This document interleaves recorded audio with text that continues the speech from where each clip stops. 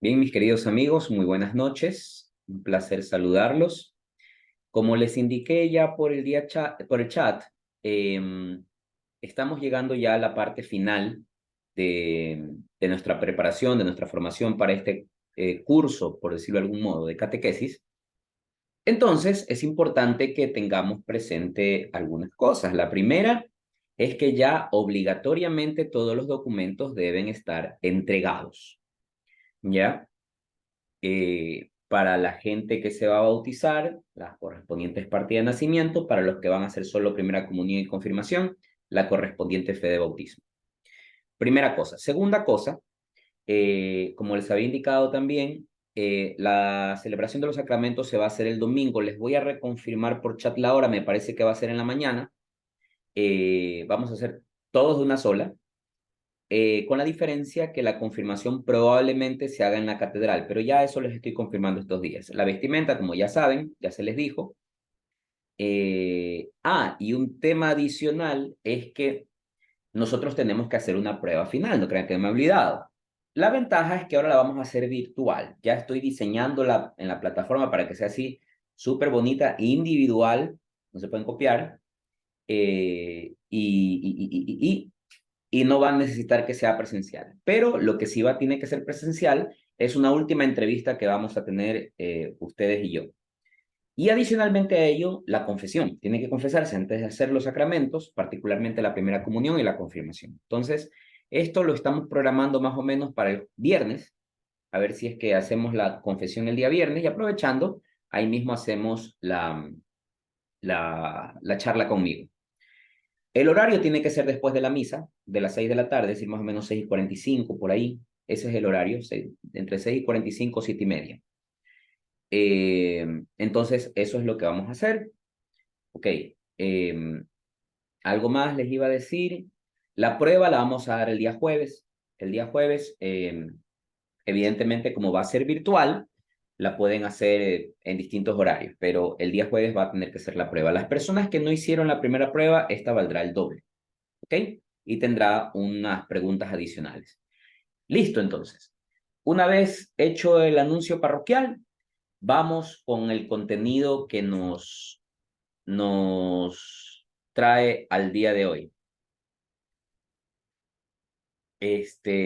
Básicamente, ya habíamos hablado de los sacramentos, ya recorrimos uno a uno, vimos quién era el ministro ordinario de cada sacramento, habíamos visto cuáles son los frutos de cada sacramento, y un poco la cuestión litúrgica alrededor de cada sacramento, así como sus prefiguraciones, particularmente en los sacramentos de iniciación cristiana, que son los que más nos extendimos.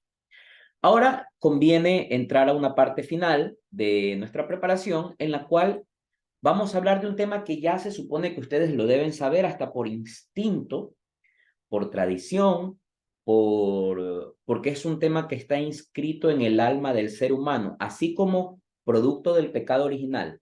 Está inscrita en nuestra alma la concupiscencia que nos lleva a tener esa tendencia natural al pecado. También es cierto que dentro de nuestra alma está inscrita una ley natural, ¿ya? La ley natural que nos lleva a entender las cosas que son lícitas y las cosas que no, al menos en una cuestión básica. Sin embargo, a partir de ello es importante que nosotros entendamos cómo es el comportamiento humano, y no solo el comportamiento humano en general, sino el comportamiento humano de cara a Dios, es decir, el comportamiento de los seres humanos de cara a cuánto nos aleja o nos separa de la consecución del fin último, que es la salvación. ¿Ok? Cómo un acto humano me acerca o me aleja a mí respecto de la salvación, respecto del fin último que persiguen todos los cristianos, como es la salvación. Ok, entonces, en tal sentido, vamos a tener que hablar necesariamente del concepto de teología moral. Ustedes dirán, suena un poco pesado, suena un poco en chino avanzado.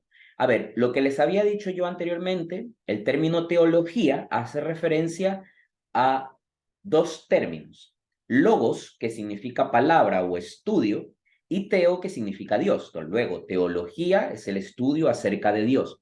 Cuando hablamos de teología moral, estamos hablando necesariamente del estudio acerca de los comportamientos humanos o simplemente la moral humana, pero considerada desde el punto de vista de su fin último sobrenatural. Es decir, si yo hablo y digo, vamos a hablar de moral solamente hoy día, entonces hablaremos necesariamente del comportamiento humano desde un punto de vista y desde un enfoque humano, 100%.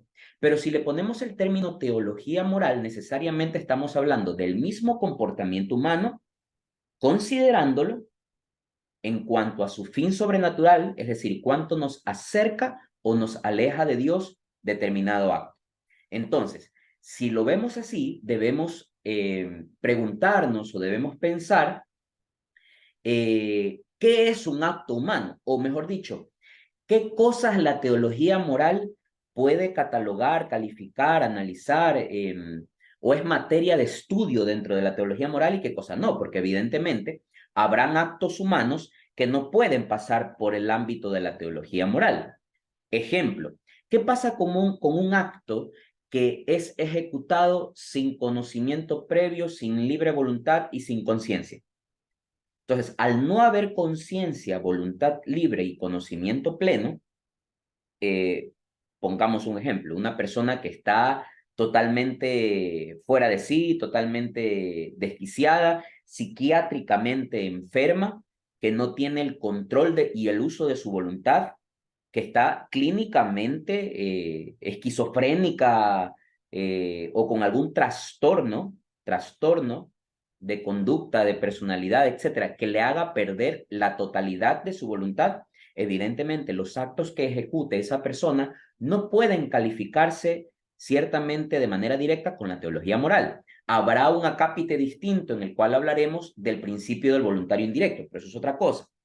Pero entendamos entonces que los actos humanos son aquellos que proceden de la voluntad deliberada del hombre, es decir, cuando hay una voluntad libre, deliberada de poder realizar aquel acto con conocimiento pleno y con libre voluntad. Esto es importante, porque ¿qué pasa cuando no hay la plenitud del conocimiento respecto del acto y sus implicaciones? Eso también es importante entenderlo. Entonces tiene que haber conocimiento pleno, libre voluntad. Es decir, debe intervenir el entendimiento, puesto que no podemos querer o desear lo que no conocemos.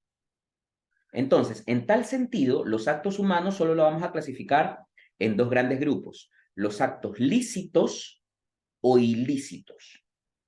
Alguien podría decir, oye, ¿qué pasa con los actos que no caen en ninguno de los dos? Ok, podríamos abrir una tercera clasificación: los actos lícitos o buenos, ilícitos o malos, o los que son indiferentes, pero en esta parte con un asterisco arriba, porque es importantísimo señalar las causales según las cuales podemos calificar un acto como indiferente, porque podría darse el caso de que se catalogue un acto humano como indiferente solamente para excluirse del juicio de la teología moral, y en eso hay que tener mucho cuidado, ¿ok? Entonces, en tal sentido, vamos a entender si hay, digamos, tres categorías de actos humanos. Entendemos que hay un instrumento el cual cataloga un acto como bueno, como malo o como indiferente. Ese instrumento es el que abarca la teología moral. Entonces, en ese sentido, ¿se acuerdan que hace un ratito les decía que hay un principio del voluntario indirecto? Es decir, cuando uno realiza un acto que no que no directamente genera una afectación o un efecto, pero sí indirectamente. Entonces, hablaremos del principio del voluntario indirecto. Básicamente consiste en el acto humano, el cual al realizarlo, además del efecto primario o directo que persigue, ¿ya? Sigue otro efecto adicional. ¿Por qué es importante entender esto? Porque solo así vamos a poder dar una categorización, una valoración de los actos humanos de manera correcta. No es solamente decir esto es blanco, negro, esto es bueno, esto es malo, ¿ok? Porque ¿qué pasa cuando una persona actúa sometida bajo el influjo poderoso de una fuerza incontrolable desde el punto de vista mental? Claro, luego tienes que probarlo, pero es difícil catalogar desde el ámbito moral un acto como lícito o como ilícito si no hay estas condiciones que hablábamos hace un rato, que son conocimiento pleno, libre voluntad, y entendimiento, ¿ok? Les pongo un ejemplo más sencillo. ¿Qué pasa cuando una persona que no tiene conocimiento pleno, no tiene conciencia, digamos un niño de meses de nacido, coge un objeto y se lo lanza y con esto golpea a alguien? ¿Cómo podríamos catalogar la moralidad o inmoralidad de aquel acto si no hay conocimiento pleno, no hay libre voluntad? ¿Ok?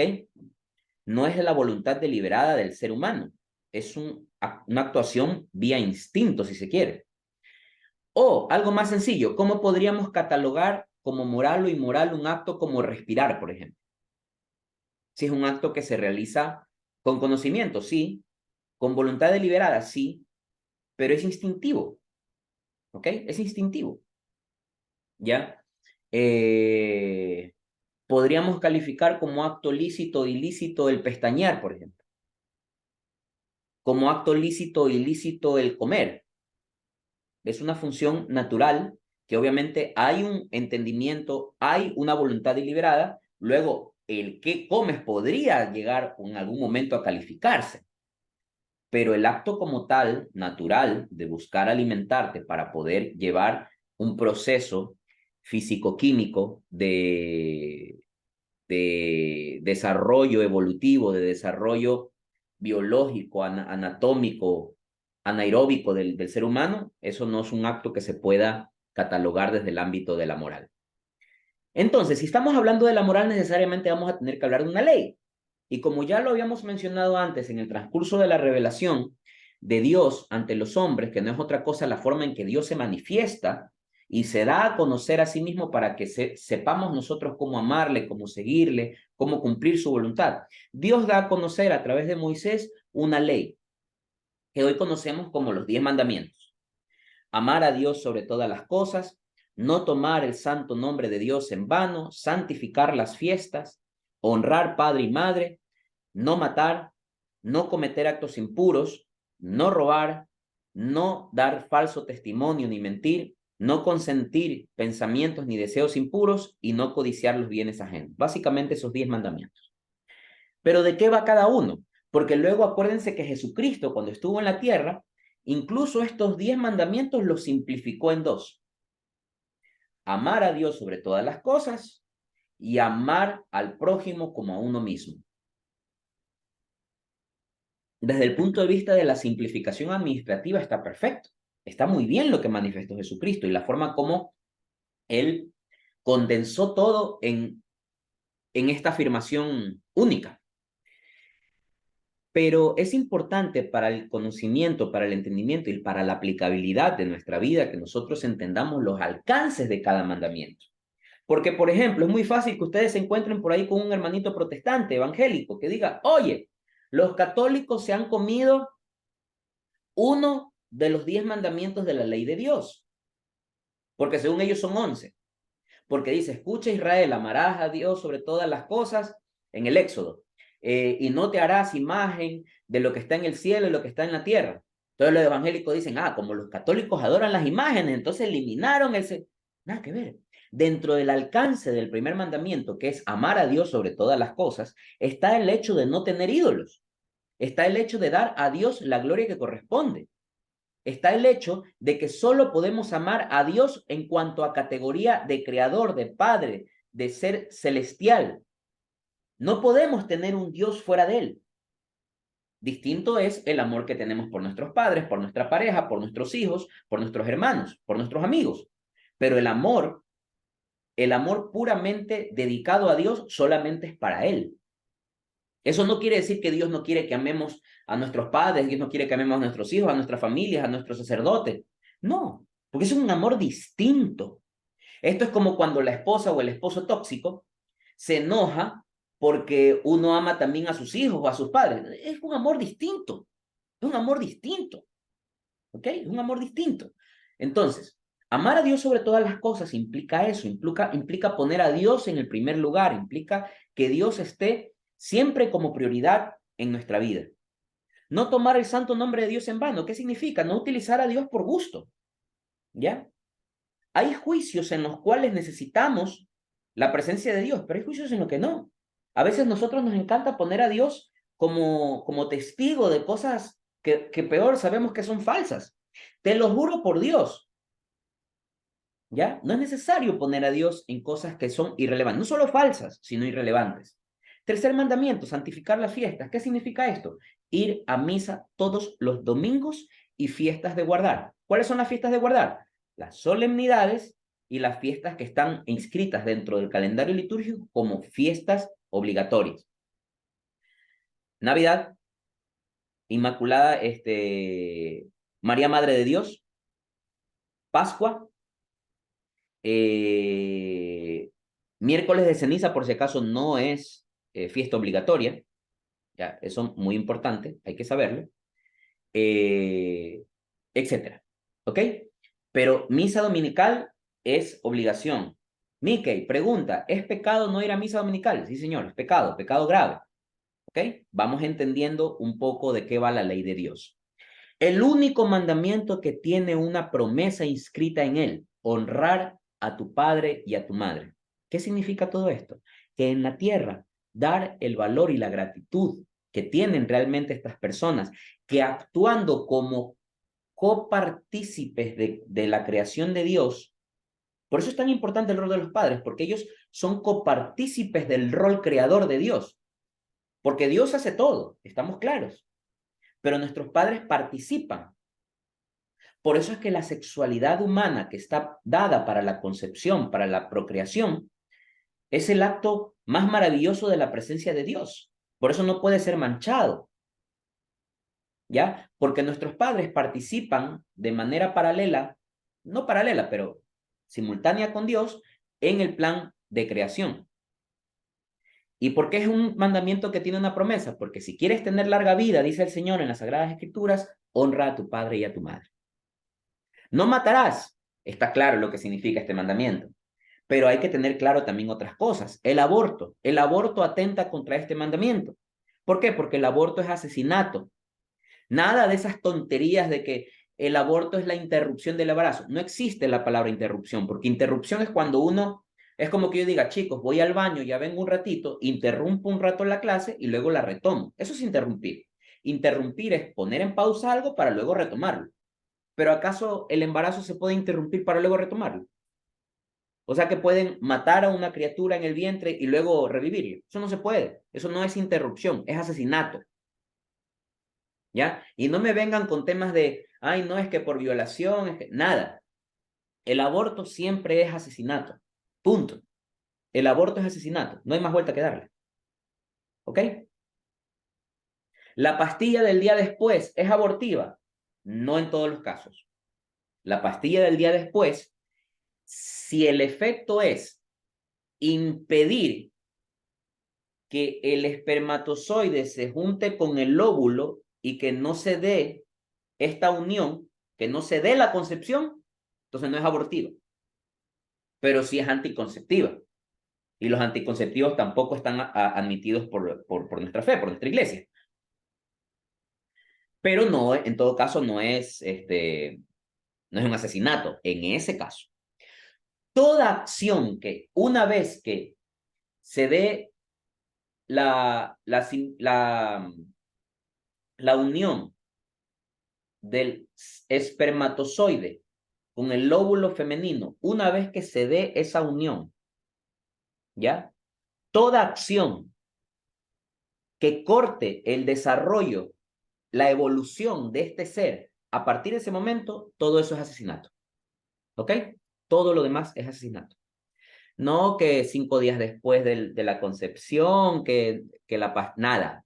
Todo lo que sea después de que las células de la madre y del padre se han unido, todo lo demás es aborto.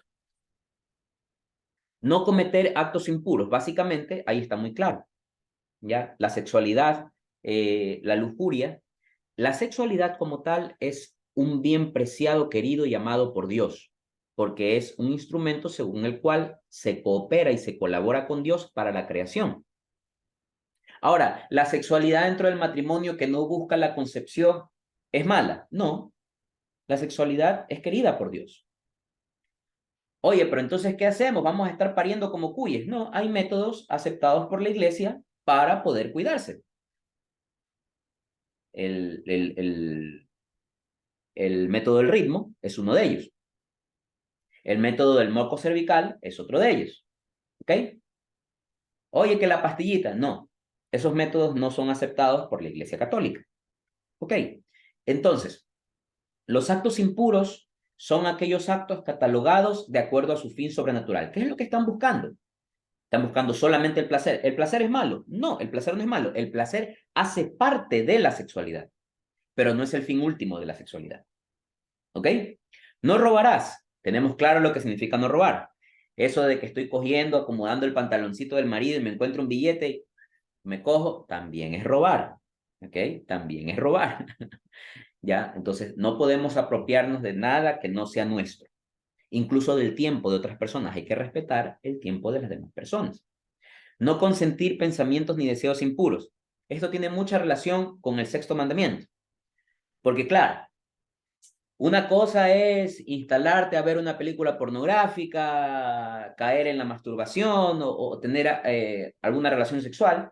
Y otra cosa es traerlas a la mente y tener el pensamiento, tener el deseo y todo lo demás, que una cosa lleva a la otra. Entonces, las dos cosas hay que evitar. No solamente la acción, sino también el pensamiento. Teniendo en cuenta que desde el punto de vista moral, porque es ampliamente natural, si se quiere, que a una persona le vengan pensamientos e ideas locas. Pero ahí viene el autogobierno, ahí viene el autocontrol, ahí viene el principio de conciencia. El hecho que una tentación, la logre vencer y logre apartarse de esos pensamientos con una buena lectura productiva, viendo alguna cosa sana, orando, lo que sea, eso que podía haber sido un pecado se transforma en una virtud. ¿Ok? Siempre es importante evitar las tentaciones. Y la última, pues no deseará los bienes ajenos, también un poco de la mano con lo que ya hemos visto del robar. No solamente es la parte de llevar a cabo el acto, sino también de no manifestarlo de pensamiento, de deseo, el apropiarse de cosas que no son nuestras. ¿Ok? Entonces, seguido de esto, hay algunas cosas que también es importante que ustedes lo conozcan, porque a lo largo de toda la historia han sido temas que han estado dentro de la historia de la Iglesia Católica, dentro del desarrollo de la misma, que han sido las apostasías, que han sido herejías, cismas, ¿ya? Porque ustedes deberían preguntarse, bueno, ¿y por qué hoy tenemos tantas denominaciones evangélicas? Los evangélicos pentecostales, los evangélicos presbiterianos, los evangélicos bautistas, los evangélicos, en fin, están los testigos de Jehová, los mormones, los anglicanos, etcétera, etcétera, etcétera. ¿Por qué hay tanto de esto? Porque en su momento, a lo largo de toda la historia, han habido discrepancias, han habido dudas. Pero cuando la iglesia habla, cuando la iglesia se pronuncia al respecto de alguna inquietud, al respecto de alguna duda, que normalmente el Papa convoca un concilio, se zanjan las dudas, se establece qué es lo que cree la iglesia y ahí asunto resuelto.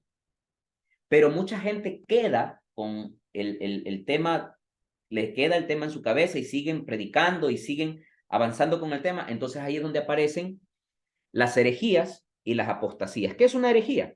Una herejía es el error voluntario, no involuntario, ojo, porque alguien podría decir, yo conozco muchos hermanos evangélicos que hablan tonterías. Sí, pero a lo mejor no es voluntario. Ellos creen que están en lo correcto, pero una herejía es el error voluntario y pertinaz contra alguna verdad de fe. Por ejemplo, que Jesucristo es Dios. Negar que Jesús es Dios es una herejía. Y negarlo a la luz de la razón y sabiendo que es una verdad y que es un dogma de fe cristiano, es una herejía. Ahora, ¿qué es una apostasía? Es cuando se abandona totalmente la fe cristiana recibida en el bautismo. Es decir, ustedes que son bautizados, que reciben sus sacramentos y luego un día amanecen iluminados y dicen, no, ya no quiero, rechazo, ya no soy católico, ya no soy cristiano. Eso es una apostasía, es un rechazo total a la fe cristiana. ¿Ok? Por ahí también les hablé del término cisma. Existe el cisma luterano, el cisma anglicano, el cisma de Oriente. ¿Qué es un cisma? Cisma viene del término ruptura, ¿ya? Viene del término ruptura. La palabra sismo de terremoto es con S, en cambio cisma es con C. Viene cisma de ruptura, de tal manera que se desprende parte de la unidad sin considerar la integralidad de la fe de la misma. Es decir, todo esto es una unidad. Un cisma es algo que se desprende de aquí y se va, pero pierde toda la integralidad doctrinal que está acá, solo se lleva una parte. Entonces, por eso se le llama cisma. El cisma luterano, a partir del cual nacieron los pentecostales, los evangélicos, etc. ¿Ya? Ahora, hay otros grupos que ya no se les denomina solamente denominacional o cismas desde el punto de vista ecuménico. Hay otros que se les tiene que denominar lo que son sectas. Mica, ¿y cuáles son sectas? Por ejemplo, los testigos de Jehová. Es una secta. Los mormones, eso es una secta también. Las cosas como son. Ya en la última clase lo detallaremos un poquito más. Pero las cosas como son. ¿Ya? Entonces, hasta aquí vamos a avanzar en la parte de moral y estos cuantos conceptos de abandono de la fe cristiana que ha sucedido a lo largo de los últimos años. Nos resta entonces topar dos capítulos importantísimos.